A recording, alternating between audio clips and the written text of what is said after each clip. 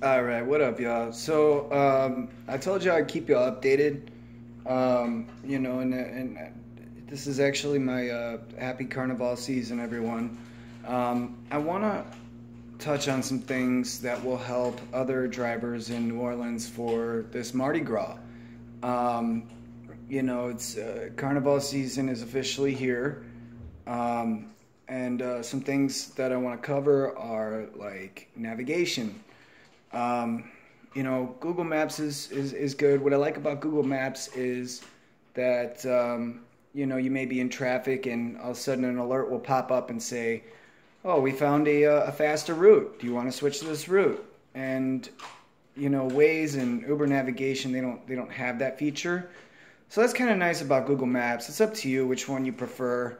Um, I use Waze because I feel like I don't know. Waze just it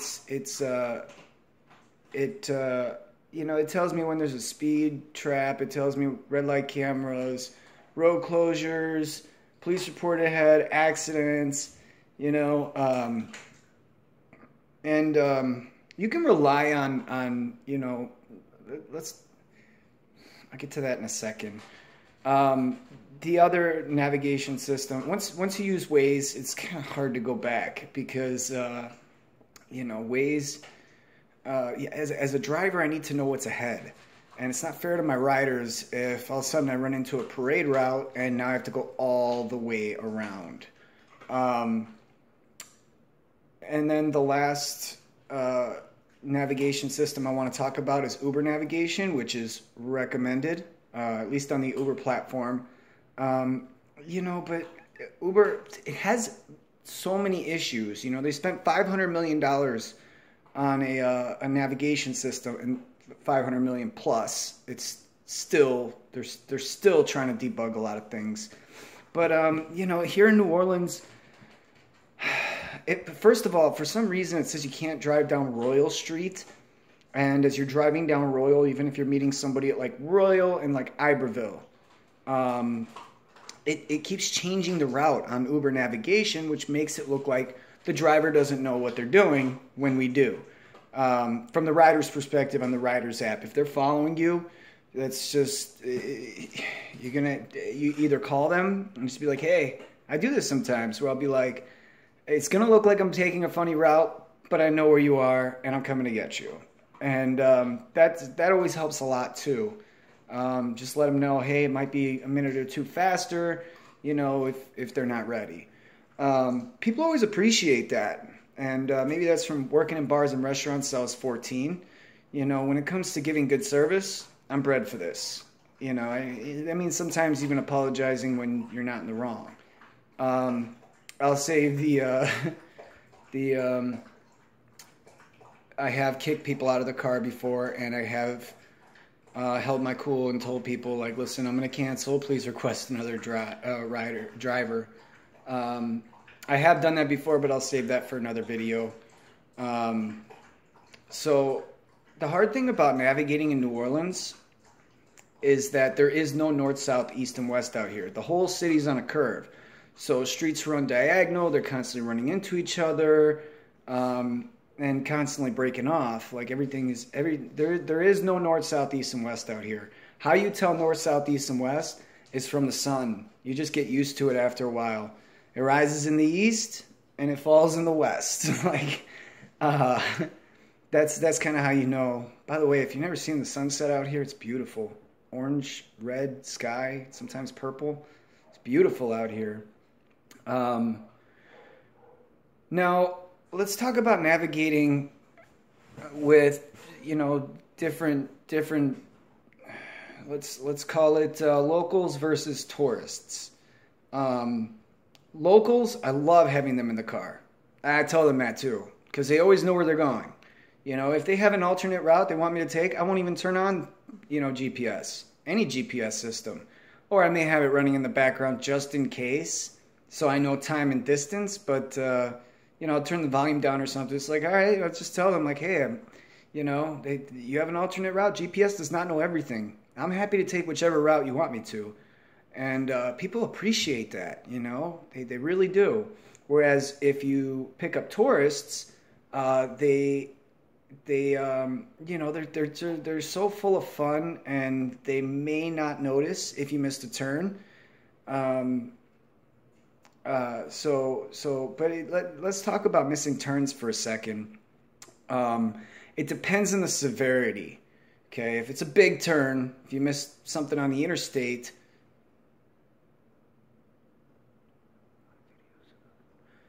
yeah. Hold on. Okay, I'll get back to her. Um, Big turns versus small turns. Small turns, not a big deal. It's 72 cents a mile. You know, sometimes it tacks on, you know, zero point 0.3 of a mile or something. I don't think those are too big of a deal. But big turns, I'll pay attention. You know, sometimes, you know, my eyes can only be in one place at a time. You know, you only have one focal point, and 90% of your attention is in your center gaze, what you're looking at. The other 10% is all in your periphery. So if I notice that I'm missing a turn before the GPS reroutes, if it's safe enough, I'll pay attention to how much it tacks on to the ride. And, you know, say I'm zero point 0.8 miles away, but I missed a turn now, you know, big turn on the interstate, and now it's 2.8 miles.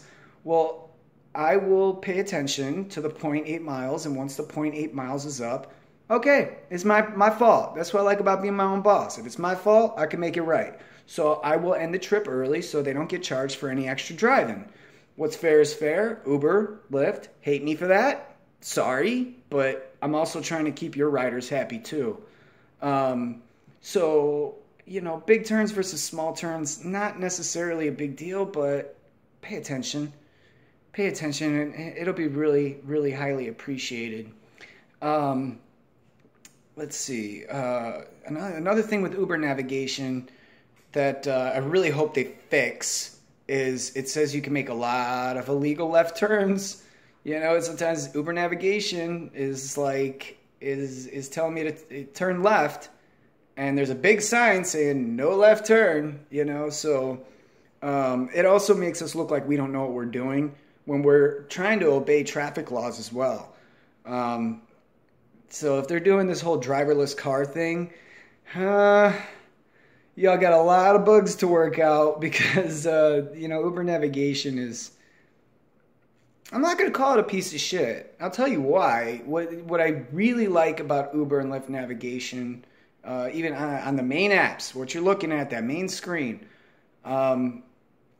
is that, you know, as you get closer to your destination, the map shrinks and shrinks, and when you get down to the block, it most of the time, sometimes, yeah, for the majority part, it tells you which house it is. Like, it marks that is the house.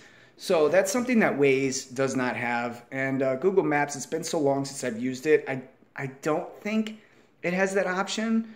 But like right when I get about a block away, if I'm using Waze, when I get about a block or two away, I'll hit that little, you know, Uber stamp, and it'll bring me back to the Uber navigation. The map will shrink, and I'll be able to tell and be like, hey, so it's third house on the right? Yep, okay, all right, y'all, have a great night, you know, blah, blah, blah.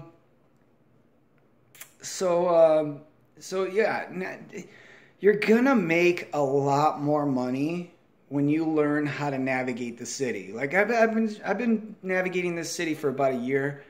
And I knew some things before that because I came down here about 4 years ago on vacation, and I stayed. I didn't go back to Chicago.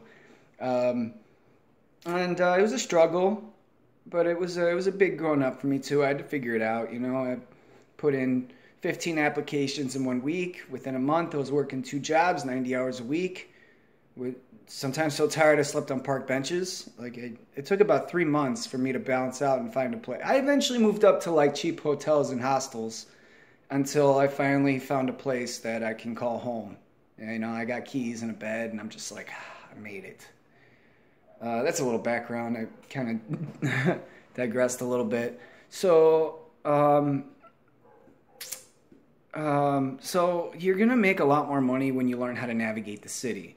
You know, I'm finally at that point. If someone just tells me where they're going, I could pretty much get there. Maybe not to the exact address, you know, but I can get pretty damn close to that area. So that's just on navigation. You know, we'll keep each video to a minimum here.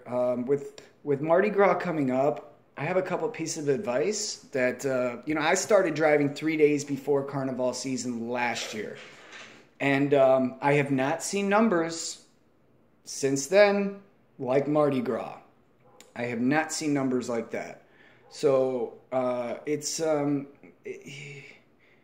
you're stuck in heavy traffic, try not to accept anything that's 10 minutes away, because it's really going to take you 25 minutes to get there.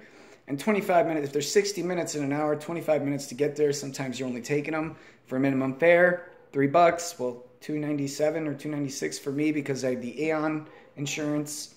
But you know, we'll get into that on another video.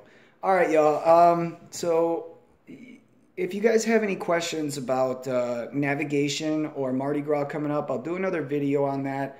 But until then, like, comment, subscribe, and yeah, I'll see you next time. Be safe out there.